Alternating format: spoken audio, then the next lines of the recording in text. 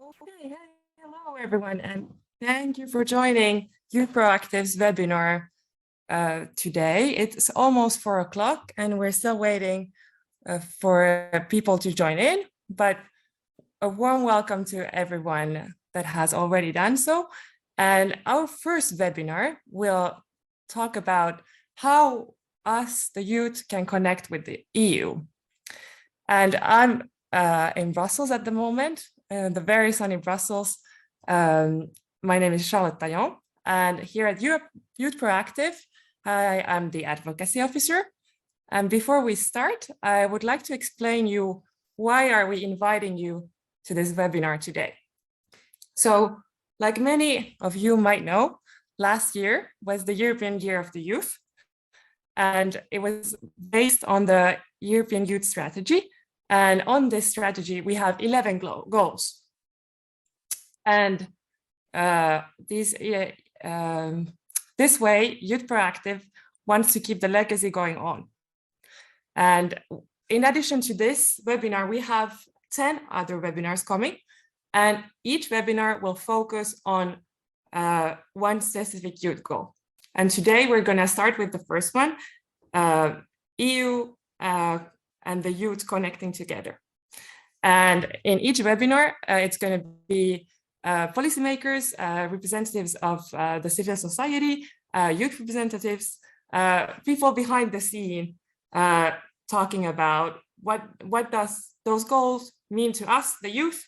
And here at Youth Proactive, with these webinars, we want to create a safe place, a dialogue for the people working for us and on our issues, and then have a safe place for the youth to have their voice heard. And today, we're extremely happy and honored that we have our first expert, Dr. Frederike Hofmann-van de Poll from German Institute of Youth. Thank you so much for coming and having the time and sharing your expertise with us. Actually, I would like to give the stage to you, and if you could tell us a bit about your background and how on what issues do you work at the moment. Thank you again for coming. Okay, thank you very much, Charlotte. Yes, my name is Frederica. I'm from the German Youth Institute, where we have a Center for European Youth Policy. And the German Youth Institute is actually a research institute. So most people working there are researchers. We're working both for the German government, for NGO foundations, for NGOs, and also sometimes for European institutions. And the German Youth Institute basically does research on everything which has to do with family, children, and young people. And within the Center for European Youth Policy, as the name says, we focus specifically on everything which is going on in Europe, both within other countries, so not only Germany, but other countries, and also what is happening on what we call the European level. So basically what is happening both in the EU, the European Union, and in the Council of Europe. And as such, we have already done some research on the EU youth strategy and how it was implemented, for example, in Germany. And we're following and looking into how European youth policy basically develops, how it comes about, what the main topics are at the moment, etc. For my background, I'm, as you may hear, originally from the Netherlands. I've been in Germany since 20 years. I came here as a student, I did the Erasmus program at university, and then somehow this typical story, I met a guy and I stayed. Well, that's my background. I'm a political scientist, and yes, I'm very happy to be here with you and to tell you a bit more about the European Youth Strategy and the youth goals.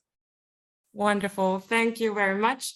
And actually, before we start, it would be lovely to see your faces if you want, and if you could, we would love to have your video on to see who is here today.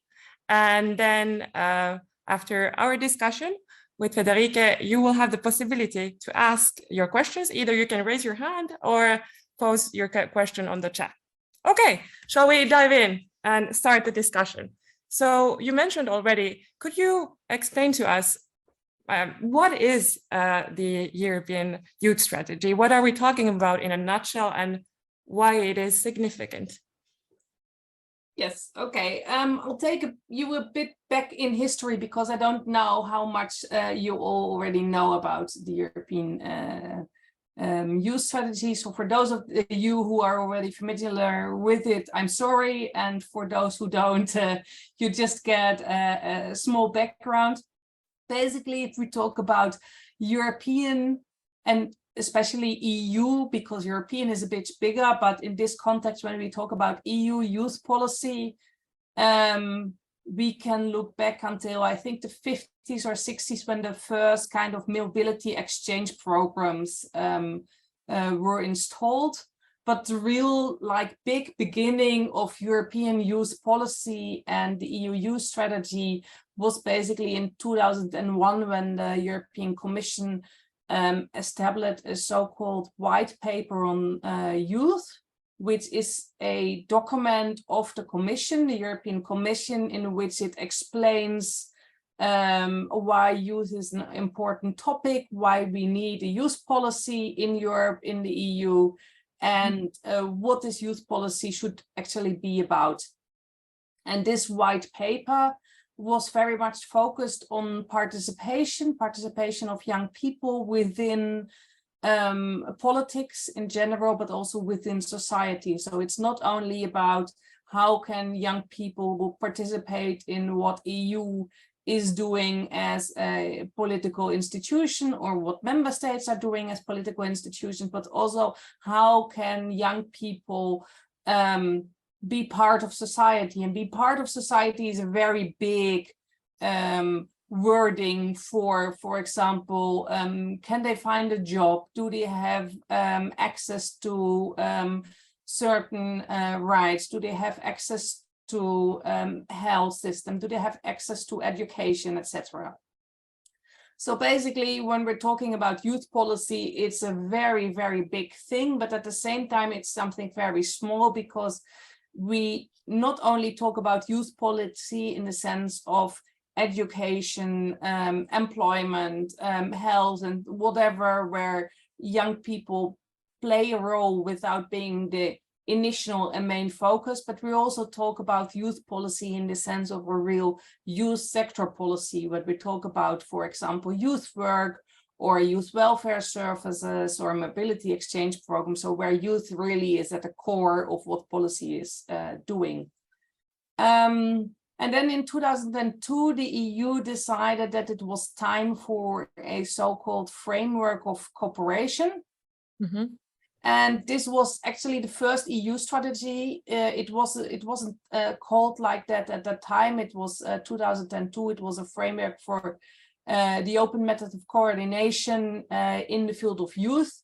And basically, it's a non-binding form in the EU of getting member states to talk to each other on a certain topic, in this case on youth, exchanging good practices, exchanging measures, and in that sense, developing the field of youth policy further. So that was 2002, and since then we're now in our third EU youth strategy, or the third framework. Basically, we had the first one in 2002, then we had one in 2009, because due to the financial crisis, there was a need for a new and a more specific response on what happened. And then we had 2018, again, after the democratic backlash, the migration crisis, we had a new EU youth strategy. So what is this EU youth strategy? Basically, it's a framework of cooperation, and it frames what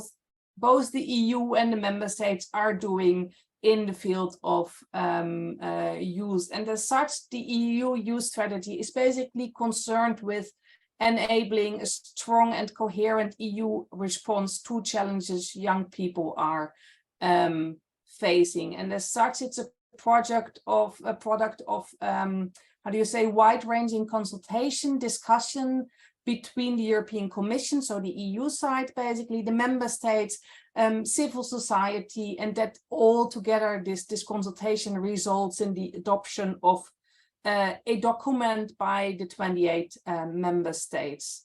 I can put the link to the actual resolution, so the actual EU youth strategy we have right at the moment in the chat later.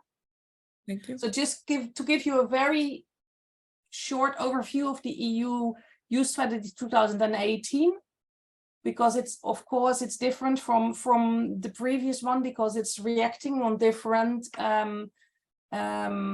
challenges we're having. 2018 was just before the COVID pandemic, but it was after the migration crisis. There were already European countries kind of drifting to the right, which was a concern. There was a concern on how democratic Europe still is, or how democratic Europe is developing. And basically the EU Youth Strategy 2018 is like an emphasis on young people with their own vision of Europe, and these are actually the youth goals. I'll come to them later, and young people being a cornerstone of a future democratic union. But them being a cornerstone, they need support to live up to this expectation, basically.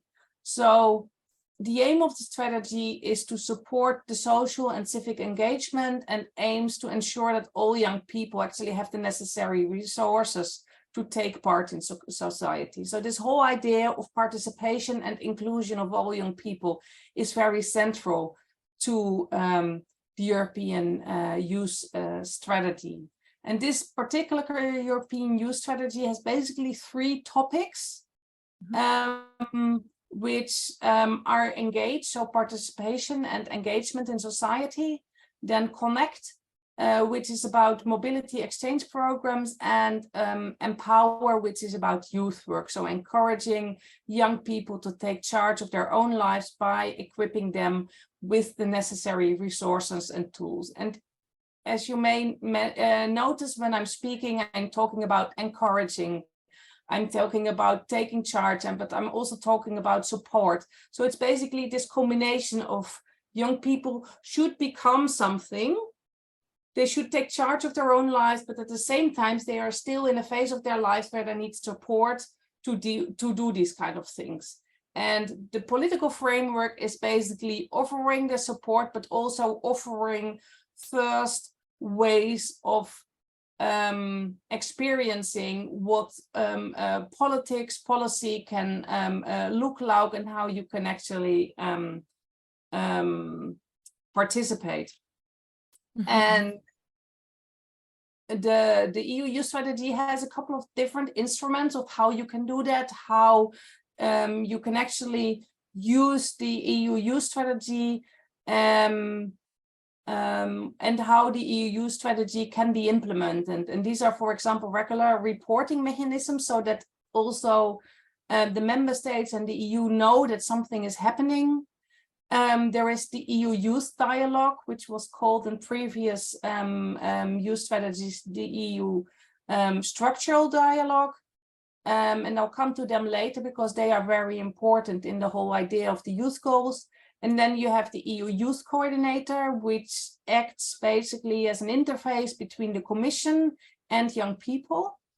And we have, of course, the EU Youth program. So maybe you already have heard about the Erasmus Plus program or the European Solidarity Corps, which are 2 youth-specific programs which financially support activities which are implemented within this framework of the EU Youth Strategy. And then, of course, in this EU youth strategy, and that would be my last point in this kind of overview, are the youth goals. So what are the youth goals? The youth goals are a vision of young people for Europe.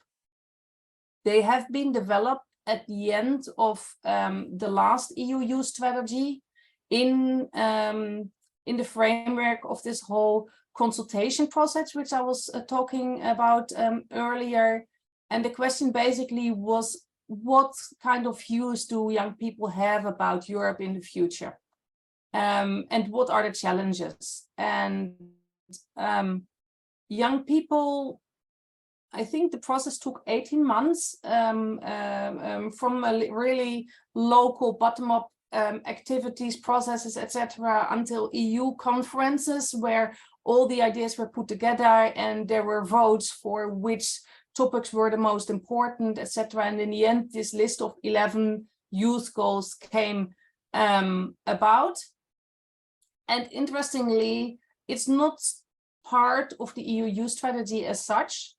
So it's not a specific goal, which is a goal of the EU youth strategy, but it's an annex, and it's referred to very early in the strategy as being the visions of young people for Europe.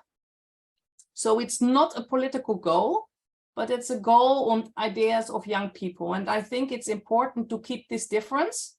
But at the same time, having said that, if you look back at the last, 5 years since the EU youth strategy came into existence, you see that these youth goals are getting a more and more important role in EU youth policy, because, for example, every time that the EU youth presidency is deciding on a new topic, they pick something which is related to the EU youth goals. So basically, if next or maybe in beginning 2024, Belgium has the presidency of the EU, so they're looking, okay, what is the topic we're going to work with? And for example, they have chosen youth work and inclusive societies. And in the next 18 months, we are now at the end of a 18-month presidency. So the 3 presidencies of the EU always work together, and that's a cycle of 18 months, the trial presidency. And for example, for the next trial presidency, which starts at the 1st of July and then takes 1.5 years, the topic they're working on in the youth field is inclusive society. So it's about how can we include young people in society. And this is, of course, very, very big. So we can talk about migration, we can talk about people with disabilities, we can talk about foreign action and how foreign action should be taken with regards to the problems and the challenges of young people and etc. So it's a very big topic each time, but still it's very interesting to see how these youth goals are leading kind of their own lives and being more and more important, and especially important as a reference for making EU youth policy. So that would be my big historical overview, basically, of EU youth strategy until now. Thank you very much. This was more than enough. But can I ask one question? Yes, of course. When you talked about youth consultancies regarding the goals and the youth they were asked, what was the age range? It depends on countries, actually. There are countries which had projects which started with children from 11, 12 years old until 30. Normally, if we talk about the EU, they talk about young people from 14 to 30. And everything which is from 0 to 18 is children. So there is an overlap there. But then it very much depends on which country you're from and which activities were done in which countries. So this whole youth dialogue, which was the basis or the consultation process behind the youth goals, and which is a process which is still going on. So the next 18 months, there will be a youth dialogue on inclusive societies, for example. In every country, there are local projects on this topic, on certain questions put forward by the EU presidency. And those are financed by the Erasmus Plus program. And then it very much depends on the country which kind of activities are developed and for how many, for which age range. Okay, thank you very much. And as the next question, you actually touch on this 11 goals, how they were chosen. Thank you for this. And regarding the first one that we are talking about today, how to connect EU with the youth, could you talk about a bit more the key initiatives and the acts behind it, and what are the actions concretely bringing the EU and the youth together? I think it's a very difficult question because for two reasons. First of all, because a lot of things are happening on the local and regional and national level. Mm-hmm. So it's different in each country. Second of all, this is a goal which is very big. I don't know whether you are all familiar with this specific youth goal, but if you look at the description, it basically says it's fostering the sense of youth belonging to the European project and build a bridge between the EU and young people to regain trust and increase participation. Mm-hmm. So you could ask yourself, what is actually the European project? Regain trust. This implicates that young people don't have trust in the EU. Or at least not so much. Interestingly, if you look at surveys, etc., there are a lot of young people who have more trust in the EU than they have in their own national governments. But still, there is something. Increased participation. What kind of participation? Are we talking about political participation? And what kind of political participation is it? Are we talking about voting? Are we talking about more demonstrations, which is also a form of political participation? Or are we talking about social participation? So more young people having access to employment or having access to certain education forms. So it's really difficult. What is exactly meant by these points? And of course, it's defined a bit more. If you read further, there is they're pointing out that there are democratic deficits in EU processes. There is a rise of Euroscepticism among young people. And then there are the goals, which, for example, are a guarantee of meaningful youth involvement and dialogue in all stages of EU decision-making. Ensuring equal access to quality, impartial and youth-friendly information about how the EU works, introduce and increase education about Europe and the EU in formal and non-formal settings, guarantee of a fair representation of all member states in political and administrative EU bodies. So we're talking about a huge range of possible things. It's not so much in this case. In the case of this youth goal, it's not so much about doing very concrete projects, for example, on the local level or on the European level, which bridges the gap, but it's a lot of small things, basically, which brings everything together. For example, the idea of youth-friendly information.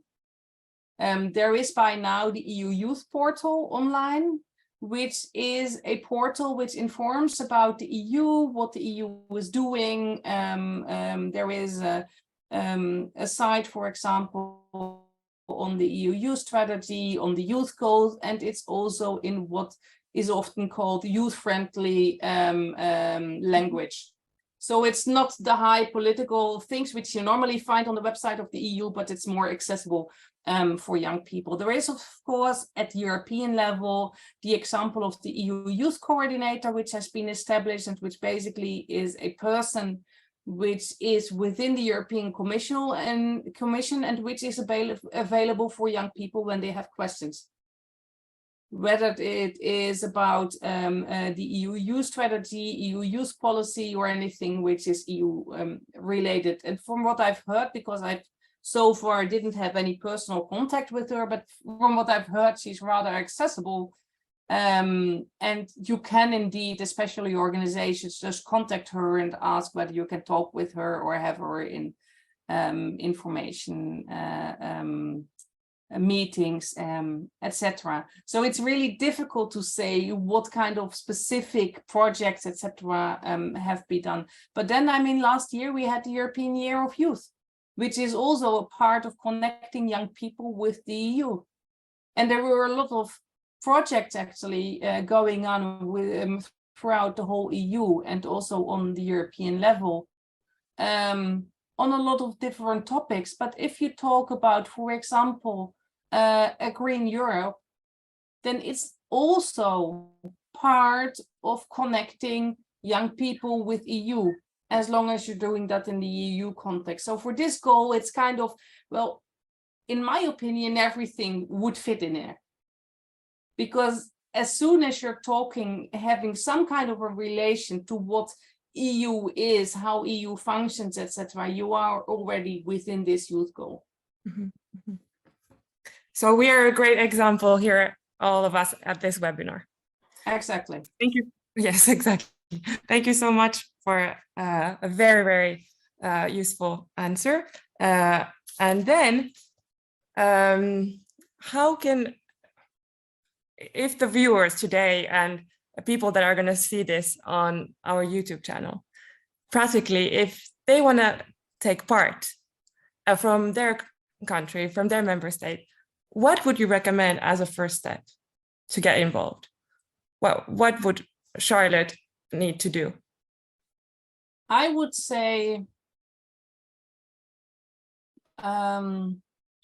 start with your own youth organizations. So look what is around in your own country. What kind of youth organization, what is interesting for you, what fits your own ideas, beliefs, interests. And from there, look to what extent there are, for example, national or umbrella organizations, and to what extent do they have connections to European level. And then if you talk about connections to the European level, we're often talking about European Youth Forum, which is an umbrella organization for youth organizations all over Europe. And they have a very strong voice in the EU and also in the Council of Europe. Also when it comes to the policy making process. So they are very much involved in the EU youth dialogue. They're always part of the whole consultation processes, etc. But the EU Youth of the European Youth Forum is an umbrella organization of national organizations. So if you really want to take part in the European process, I would recommend looking in what kind of national organizations there are from your country, which are a member of the European Youth Foundation, and through which one can have access to the policy-making process in the EU. That would be one way. The other way would be what kind of projects are done in your country, and you can actually start your own project yourself on the EU Youth Dialogue, because that's another very direct way of involving yourself and other people in the whole policy-making process. Because in the EU Youth Dialogue, it basically works very simplified. It basically works like this. There are local projects. Sometimes there are national conferences, but it starts at a local level. There are local projects which are often financed by the Erasmus Plus program, which discuss questions, which are related to the general topic of the EU Youth Dialogue within this whole time, so within this 18 months. And then there is a consultation going on, and basically there are questions, and there are some countries work with national conferences where all the projects come together and then discuss their own priorities and discuss what they think of the topic, and then what is discussed at the national conference is brought at a so-called EU Youth Conference. There are 2 every year, once mostly in autumn and once in early spring. And there basically all the answers from all over Europe are brought together and discussed again by young people, sometimes together with decision makers. And they actually formulate recommendations which are then given to the European Union and the member states. So this is kind of a step by step process. And then in the end, I mean, policy making is a process which takes place at every level. And in the end, everything is connected. So if you're interested, you don't have to start with the EU level, which sometimes is a bit far reachable, but you can start at a local level and from there go up to the European level. Wonderful. Thank you so much. It starts step by step. That's how the future is done. And to end the discussion on a positive note, before we ask questions from our wonderful viewers, I would like to ask from your youth, do you remember when you felt heard and you felt like, hey, I'm making a difference. Now they're listening to me. My participation counts. I have to admit, when I was young, I was not involved in everything which was policy, whether it be at a local, regional, national, or whatever level. So I'm a bit hesitating. It's over 20 years ago that I was young, or at least in age definition. So I'm a bit hesitating, and I would prefer to answer the question from my work point of view, because I mean, you already said that in the next seminars you will have policymakers and you will have NGOs, etc. Well, I'm a researcher, and as a researcher you produce a lot of paper, and sometimes you're asking yourself a question: am I heard? Is anyone reading this except for my fellow researchers? And well, the answer is actually yes, and I could give you 2 examples. The first one is that we're often now writing also kind of policy papers. So what we're doing is we've done our research in an academic kind of way, writing our publications for the whole academic field, etc. And then we write another paper on the same topic, where we say very concretely for policymakers, for NGOs, for everybody who's in the field, if you really want to change something, you should do A, B, C, and D. And actually, these are the papers where we get the most response of. Because this is the thing where, for example, local decision makers, regional decision makers, NGOs can really work upon, because it's concrete recommendation of what they should do. They don't read the academic papers, but they really read these concrete policy papers. And there I actually do sometimes see changes. And the most, for me, interesting one where I really see that we reach something was the European Expert Group on Indicators in the Youth Field. This was done in 2018, 2019. It was a group of researchers, but also some of them were policymakers from all European countries. They were brought together by the European Commission. And basically, our job was to develop or reinvent, because there already was one, but to develop it further and to kind of reinvent the so-called dashboard on indicators, which is a list of indicators showing how young people are doing in the EU. So it's about, for example, very different things, ranging from who is young or how many people are young in the EU, to how many people have access to formal education, to how many young people are committing suicide, to how many young people are overweight, and whatever. All data the EU has on young people is basically collected within this dashboard. And it had to be redeveloped also in the light of the new EU youth strategy, because it was developed in the EU strategy before. So we kind of developed a whole new structure, also said that we needed more indicators, and mostly we needed more positive indicators, because it's not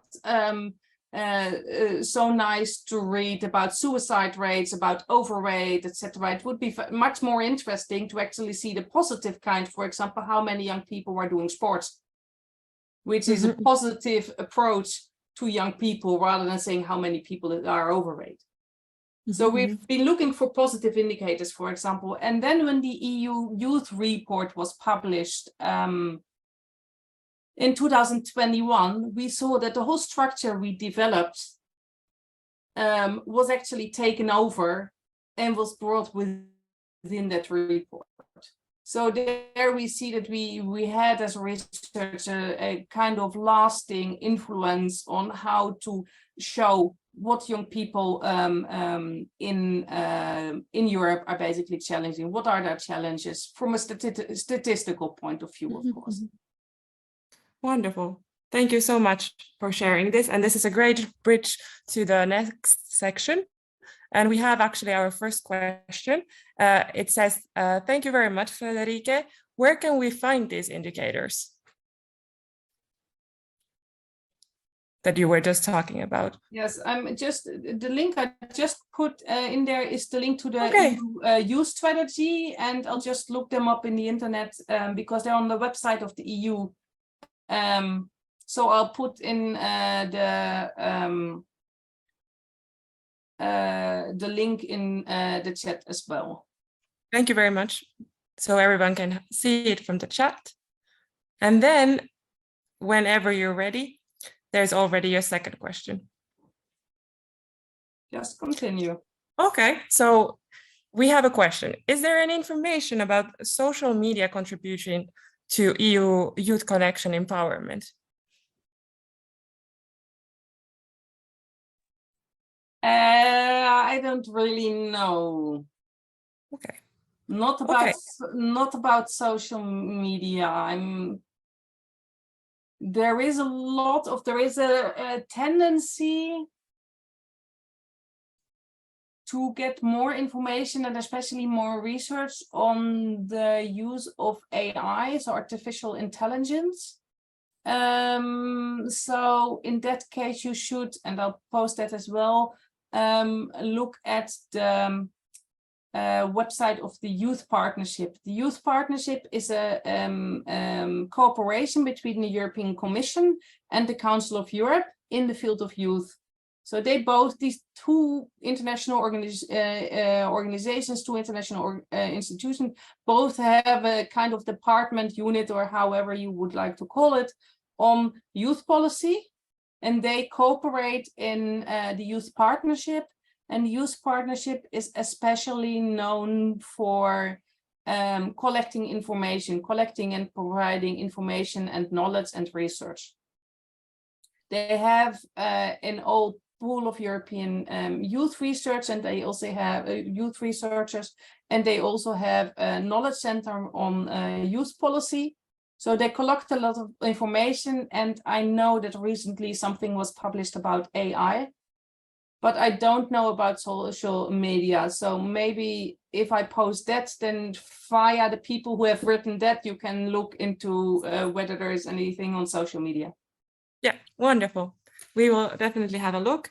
And then is there anyone else who wants to comment, ask a question? Or if you, Frederike, have anything to add, or you would like to say, the stage is yours if you want.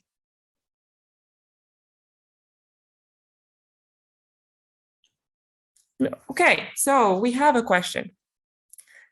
As a researcher in youth and its most pressing issues within the society, which are the youth goals that you consider the most pressing ones? Which are the most important ones? Now, just for you that you know what we're talking about, basically, I don't know whether you have it. I just post all the 11 youth goals. Okay. So that you know what we're talking about.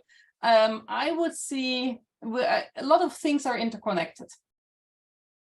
But right at the moment, I think that very high on the priority agenda is inclusive societies, which basically discusses all problems society have with inclusion and exclusion of people, which can be very much on different levels and because of different backgrounds. So we're not only talking about we need exclusion of people from religious backgrounds, migration, refugees, or whatever, but for example, also rural youth.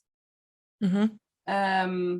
Which and then we come, for example, to the topic of digitalization and how do you reach rural youth when you don't have any internet in some of the rural areas in Europe. So these are kind of questions. I think the whole topic of mental health is very important. It has already been important in the EU before. I think in 2016, 15 or 16, we had a Dutch presidency, which was actually about mental health and young people. But since the whole COVID pandemic, it became a huge topic. And it's not so much about young people with diagnosed mental health problems, but it's very much about how do young people cope with the whole stress society is basically giving. They must get a certain degree of education. They must get a certain degree of jobs. They must participate in society. They must participate in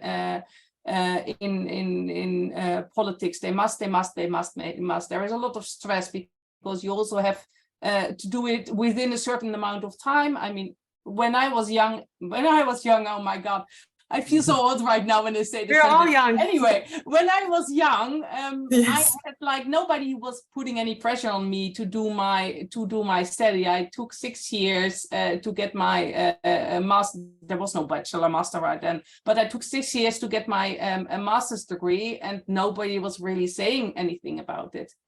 Right now, this is just not possible anymore. You have to finish your bachelor within 2, now maybe it's 3 years if you're lucky, and then you have to finish your master's within 2 or maybe 3 years again. But there is a lot of pressure, because if you don't finish within this certain part, then you're basically done.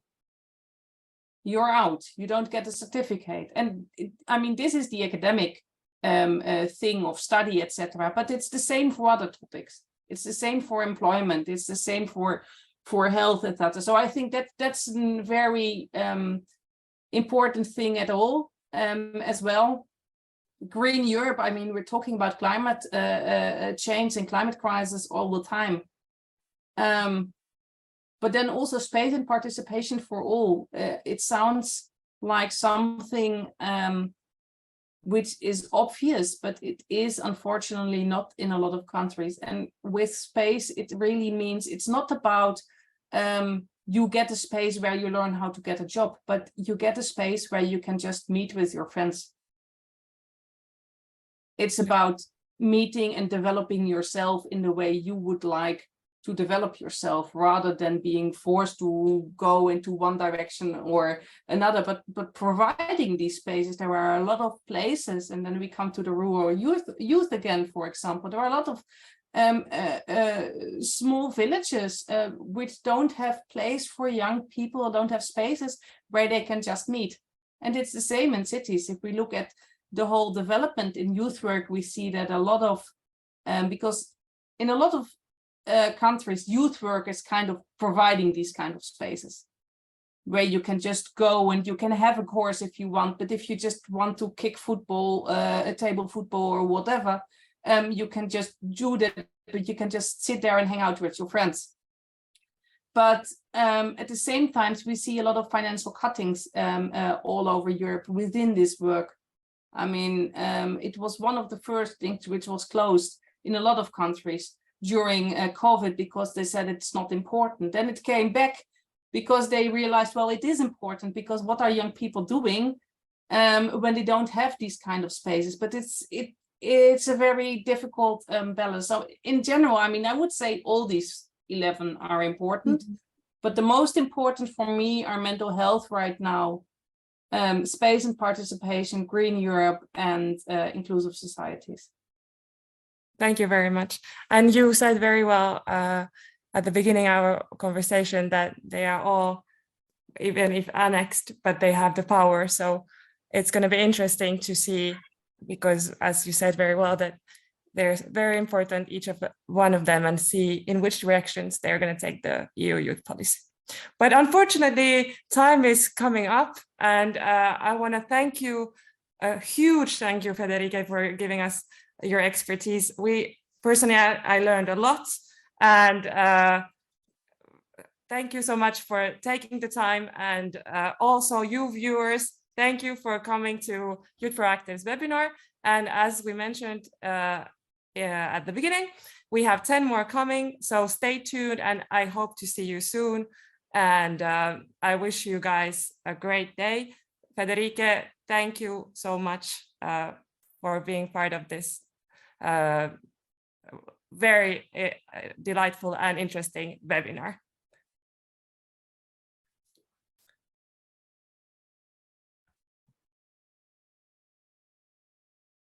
You're welcome. I just put because there was some last question, so I just put my email address if anyone really wants to ask a question, then you can just contact me. Thank you so much that you found it.